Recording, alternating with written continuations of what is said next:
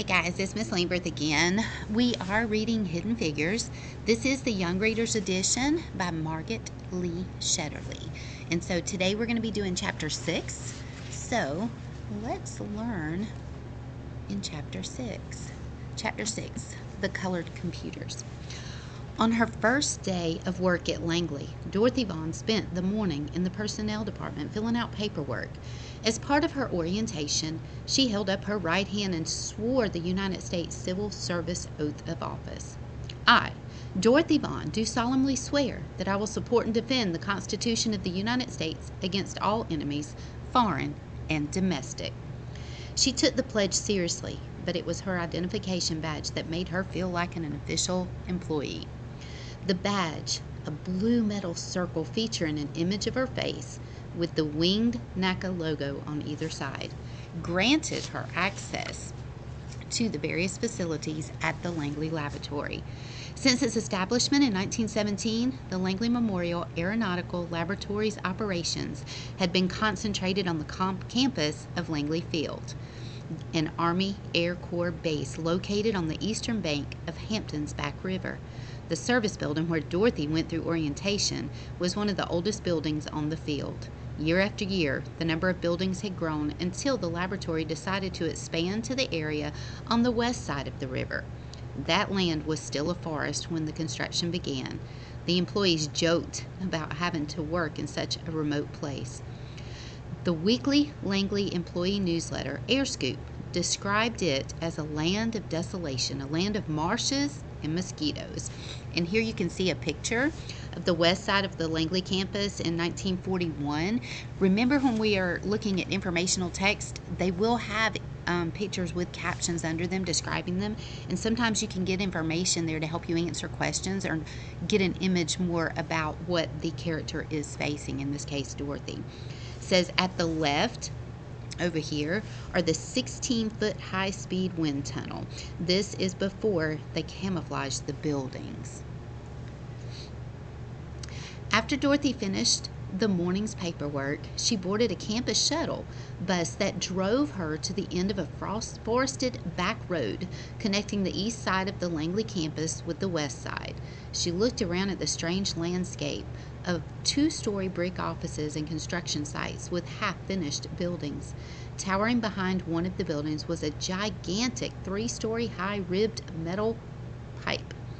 It was part of the wind tunnel called the 16-foot high-speed wind tunnel, which was used for experiments on airplanes. To make the scene even more unusual, all of the buildings had been painted dark green to camouflage them against possible attacks from America's wartime enemies.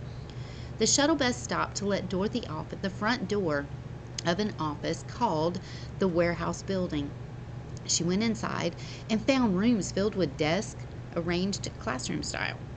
There were office bright ceiling lights and narrow windows that looked out over the construction going on outside. From inside the rooms, Dorothy heard a new unfamiliar sound, the steady beat of mechanical calculating machines, so big they took up an entire desk. It was like listening to a parade of drums. Each time a click when a number was entered, a drum beat when the operations key was hit, and a full drum roll when the machine ran through a complex calculation. The same scene and the same sounds played in all the rooms where the women were working. Women were performing the same work at a similar pace on the east side. The only difference between the east computers and the west computers was obvious. All of the women sitting at the desk in Dorothy's workspace were black. Take a seat. The room for the West Area Computing Pool was set up for about 20 workers. As members of a pool, each woman had to be ready to work on any mathematical assignment that came through the door. Because the engineering problems that the Langley Laboratory worked on were so complex, the problems had to be broken down into smaller parts, with each part assigned to a different woman. Dorothy Vaughan took a seat, and the women welcomed her. Most had graduated from black colleges like Hampton Institute, the Virginia State College for Negroes, or Arkansas Agricultural, Mechanical, and Normal College. Many of the women had years of teaching experience. Others were starting their first jobs just out of college.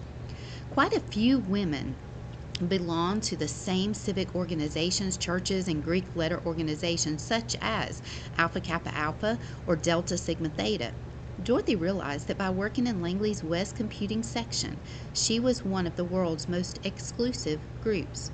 In 1940, just 2% of all black women earned college degrees, and 60% of those women became teachers, most in public elementary and high schools, at a time when just 10% of white women and not even a third of white men had earned college degrees. The West computers had found jobs at the single best and biggest aeronautical research complex in the world. At the front of the room, like teachers in a classroom, sat two white women, the West Computing section head and her assistant. The work that came to a particular section usually flowed from the top of the pyramid down. Engineers came to the head of the entire computing operation, who handed down tasks to each section head, who then divided up the work among the women in her section. Over time, some of the engineers developed favorites and brought assignments directly to the section head or even to a particular human computer. Dorothy was a welcome addition to the computer pool. The women had too much work to do in too little time. The National Advisory Committee for Aeronautics planned to double the size of Langley's West area in the next 3 years. When Dorothy arrived, the agency was scrambling to keep up with the American aircraft industry, which had gone from the country's 43rd largest industry in 1938 to the world's #1 by 1943. Trouble in the lunchroom. In the middle of the day, the women of the West Computing walked as a group over to the cafeteria. Langley was so crowded that each team had a designated 30-minute window for lunch, just enough time for a quick meal and a little conversation. Most groups sat together out of habit. For Dorothy and the West Computers, segregated seating was required. The women of the West Computing were the only black women professionals at the laboratory, not exactly excluded, but not quite included either. A white cardboard sign on a table in the back of the cafeteria said "Colored Computers" in crisply stenciled black letters. It was the only sign in the cafeteria. No other group needed assigned seating. This kind of racial insult was all too common. It was the kind of subtle jab that African Americans had learned to tolerate, if not accept, in order to function in their daily lives. The women probably expected it, but in the environment of the laboratory, a place that had chosen them for their intellectual talents, the sign seemed particularly offensive. At first, the women tried to ignore the sign. They pushed it aside and tried to pretend it wasn't there. In the office, the women felt equal, but in the cafeteria and the bathrooms, the colored signs were a reminder that some were more equal than others. A mathematician named Miriam Mann finally decided she didn't want to look at that cafeteria sign anymore. Not even 5 feet tall, her feet just grazing the floor when she sat down. Miriam had a huge personality. Dorothy and the other West Computers watched as Miriam slipped the sign into her purse. Her small act of defiance made them all feel a bit anxious, but also empowered. But the next day, the sign reappeared. Miriam removed it again. This happened again and again for weeks. Sometimes the sign disappeared for a few days or a week, sometimes longer, but each time it was eventually replaced with an identical twin. As the sign drama played itself out in the Langley cafeteria, an important civil rights case was playing out in the courts. Irene Morgan, an employee at the Baltimore-based aircraft manufacturer Glenn L. Martin Company, worked on an airplane production line. In the summer of 1944, Morgan traveled on the Greyhound bus to her hometown in Gloucester County, Virginia, next door to Hampton. On the return trip, she was arrested because she refused to move to the back of the bus. The NAACP Legal Defense Fund defended Morgan, and in 1946, the U.S. Supreme Court ruled in Morgan v. Virginia that segregation on interstate buses was illegal. What were the women at the West Computing doing making such a fuss about a sign in a cafeteria? Outside Langley, serious civil rights battles were being fought on the streets and in the courts. "They were going to fire you over that sign, Miriam," her husband said. But being black in America was a never-ending series of decisions about when to fight and when to let things go. "Then they're just going to have to do that," Miriam said. Numbers are colorblind. Marion and her husband lived near Hampton Institute campus, not far from where Dorothy lived. Although the students were predominantly black, the school's president and many professors were white. Malcolm McLean, the head of the school, was determined that the school be committed to participation in the war effort.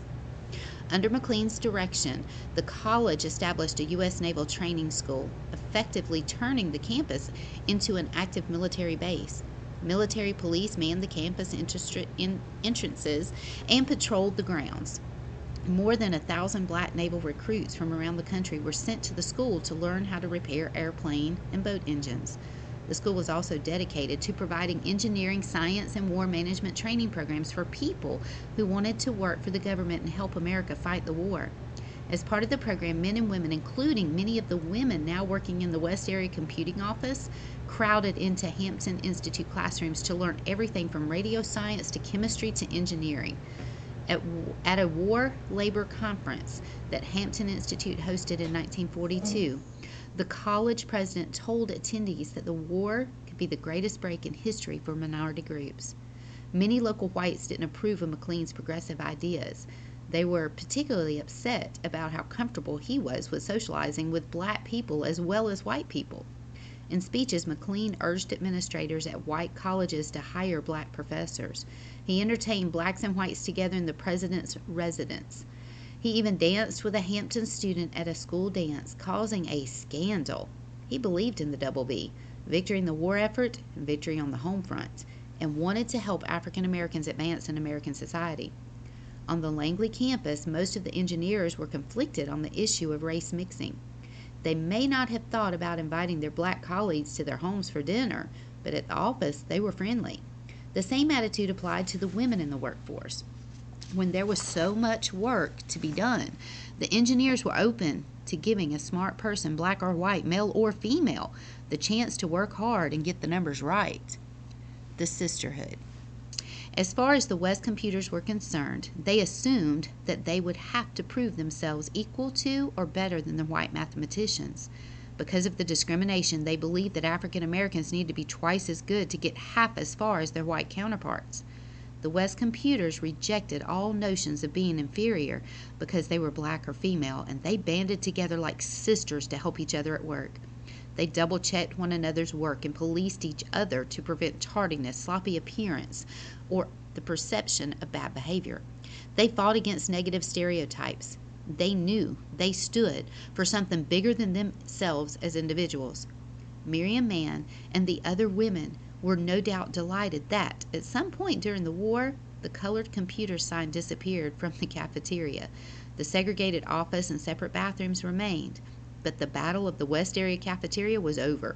Even without the sign, the West computers still sat together at the same table. Now, however, they were able to enjoy their lunch in each other's company without staring at a humiliating sign. Many of the relationships that began in those early days in the West computing blossomed into lifetime friendships. Dorothy Vaughan, Miriam Mann, and the other women of the West computing became a sisterhood inside and outside of work. For ambitious young women with mathematical minds, there wasn't a better job in the world.